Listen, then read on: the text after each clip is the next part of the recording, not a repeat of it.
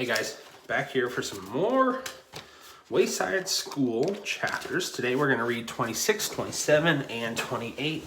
And then tomorrow morning, after the 5th grade graduation, I'll read the last two and finish those up before our award ceremony tomorrow. So, chapter 26, The Mean Mrs. Jules. Everybody in Mrs. Jules' class thought she was a very nice teacher. They were wrong. There's no such thing as a nice teacher. If you think you have a nice teacher, then you are wrong too. Inside every nice teacher, there is a mean and rotten teacher bursting to get out. The nicer the teacher is on the outside, the meaner they are on the inside. As Mrs. Jules was changing the bulletin board before class, a mean and rotten voice whispered inside her brain. "Give the children lots of busy work today," it said. "And then make them do it over again if their handwriting isn't perfect." Mrs. Jules tried very hard to ignore that voice. She didn't like giving busy work. Instead, she tried to teach the children 3 new things every day. She believed that if they learned 3 new things every day, they would eventually learn everything there is to know. There are some classes where the teachers give so much busy work that children never learn anything. What do you care if children learn anything? "What do you care if children learn anything?" asked the mean and rotten voice. "It's not your job to teach them. It's your job to punish them. Keep them at recess. Hit them with a yardstick." The bell rang and all of the kids scurried to their desks. "We are going to learn 3 new things today," Mrs. Jules announced. "How to make pickles, 7 plus 4 in the capital of England." All the children paid close attention. The capital of England is London.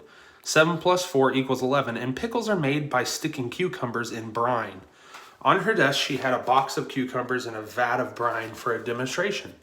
"Okay, Joe," said Mrs. Jules. "How much is 7 plus 4? Joe shrugged. "But I just told you, weren't you listening?" "I don't know," said Joe. "Okay, who can tell me how pickles are made?" 11, Jason declared. Mrs. Jules frowned. "That's a correct answer, but unfortunately I didn't ask the right question. Can you tell me how pickles are made?" "Yes, Beebe." "In London," said Beebe. "I suppose they make pickles in London." "Okay, let's start again," said Mrs. Jules. "Calvin, what is the capital of England?" "Could you write England on the board?" asked Calvin. "I can do a lot better whenever I can see the question."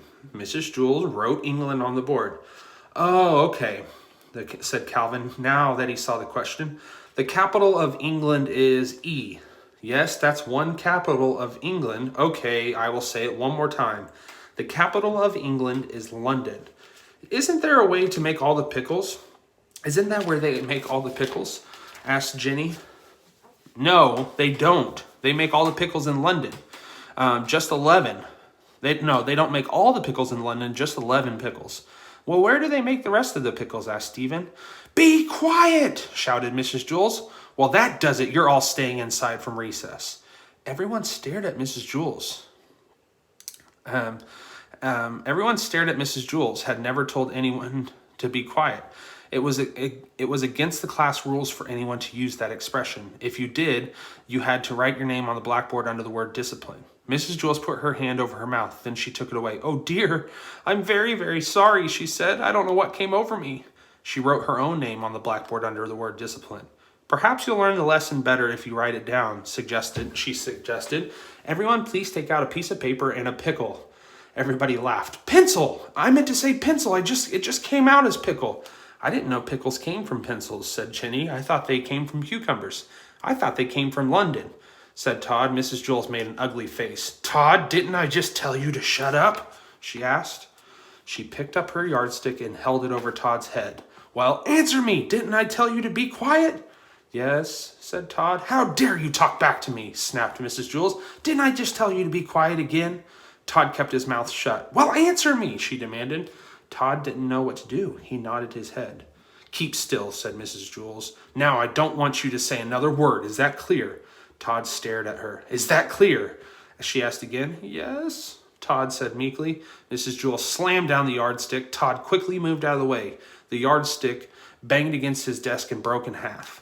Mrs. Jules stared at the 18 inches she held in her hand. "Oh my goodness, I'm so sorry, Todd. I don't know what's the matter with me today. I must have gotten up on the wrong side of the bed."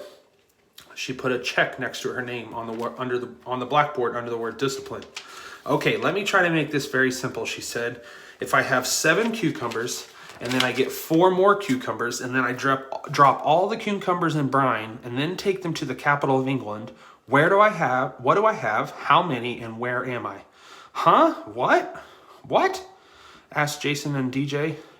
Could you write the question on the board, please? Asked Rondi. Shut up! Mrs. Jules yelled a third time. Could you write the question on the board, please? You kid thinks that you're so cute. Well, we'll just see how cute you really are. She picked up the vat of brine from her desk. How would you like it if I poured this on your heads?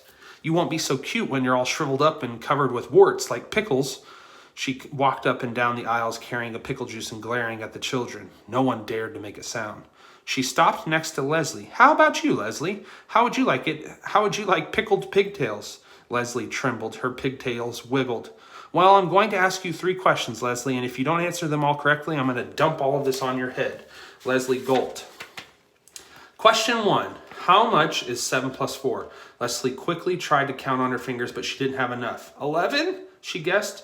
A look of disappointment came across Mrs. Jules' face. Okay, question 2. What is the capital of England? London, Leslie said nervously. Rats! Okay, question 3. There's no way you're going to get this. She looked down at the vat of brine she was holding and shook her head. She thought a moment and then smiled. What is the name of my cousin who lives in Vermont? Leslie had no idea, so she just had to take a wild guess. She closed her eyes and said, Fred Jules? Wrong, exclaimed Mrs. Jules. She raised the vat of brine above Leslie's head and started to tip it over.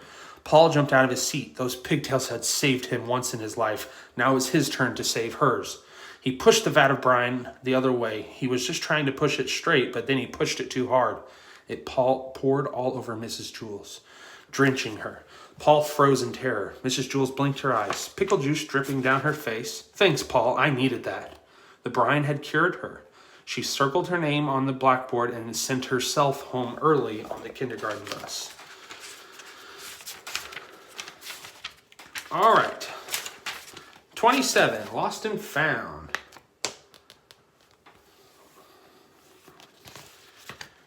Joy and Mauricia were best friends. They sat down on the grass to eat their lunches, but then Mauricia remembered she needed chocolate milk. She went to go get some from Miss Mush. When she returned, she couldn't find her lunch. What happened to my lunch? She asked. Joy looked up at her and then shrugged her shoulders.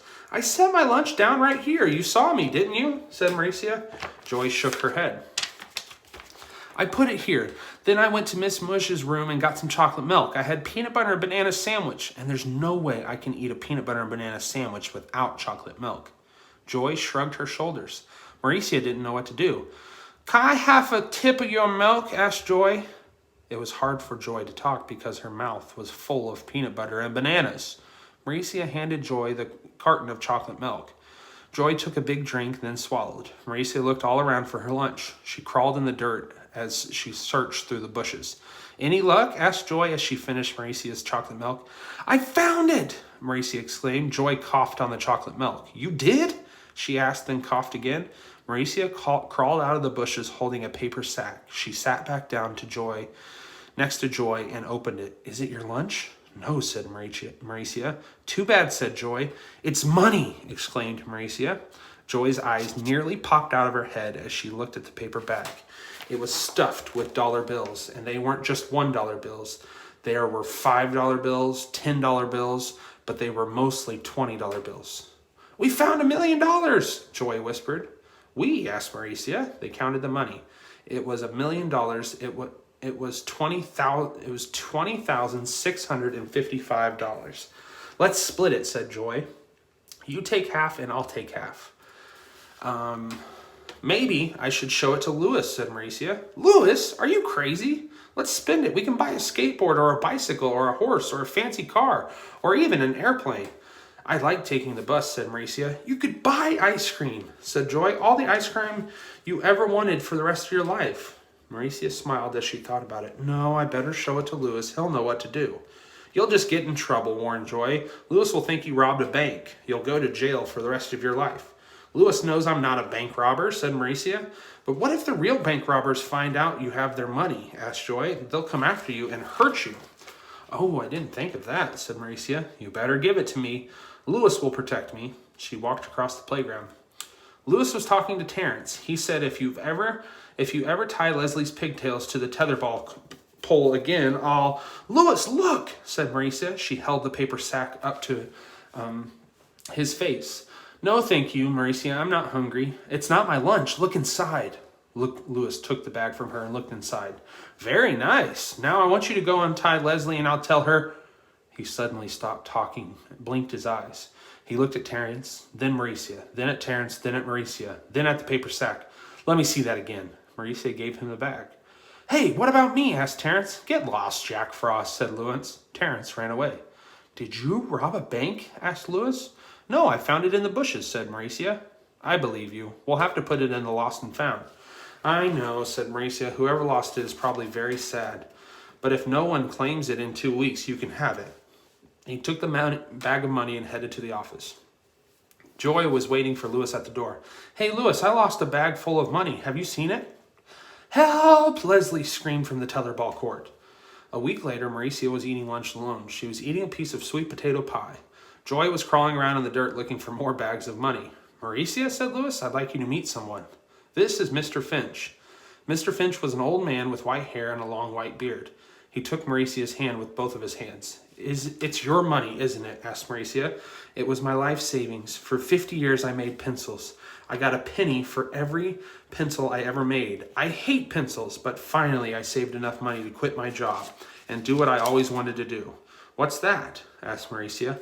I'm going to open up my own ice cream parlor, he said, then started to cry. When I lost that money, I thought I'd have to start making pencils again. Marcia cried too. Here, I want you to have this, blubbered Mr. Finch. He gave her an envelope containing $500. It was the second largest amount of money Marcia had ever had. And I will give you free ice cream for the rest of your life at my ice cream parlor, he promised. Thank you, said Marcia. No, thank you, said Mr. Finch. I'm so glad someone as kind and honest as you have found it. There are so many dishonest people in the world. It's good to know there are still good people, too. They hugged each other. Joy crawled out of the bushes. Hey, who's that? She asked. That is Mr. Finch. It's his money. Look, he gave me a reward of $500 and I'll get free ice cream for the rest of my life. Well, what about me? Joy demanded. Don't I get anything? Oh, dear me, I didn't realize there was somebody else involved. Marcia would never have found the money if it wasn't for me. What'd you do? Asked Lewis. I stole her lunch, Joy said proudly. Mr. Finch didn't give her money. He gave her a pencil. And I'm actually going to read the other 3 chapters tomorrow because my phone is about to die. Hope you guys enjoy those 2 chapters. Bye, guys.